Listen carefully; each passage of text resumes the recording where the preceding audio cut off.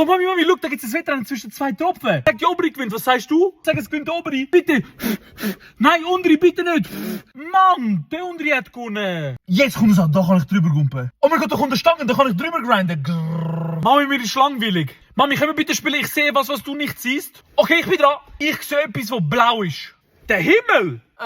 Nein. Was dann? Ist schon vorbei, du hast keine Chance mehr, das zu sehen. Nein. Gunne, jetzt bist du dran.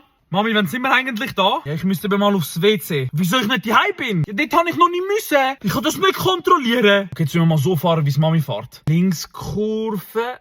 Ja, etwa so sollte ich lange. Gerade stellen mit einer Hand.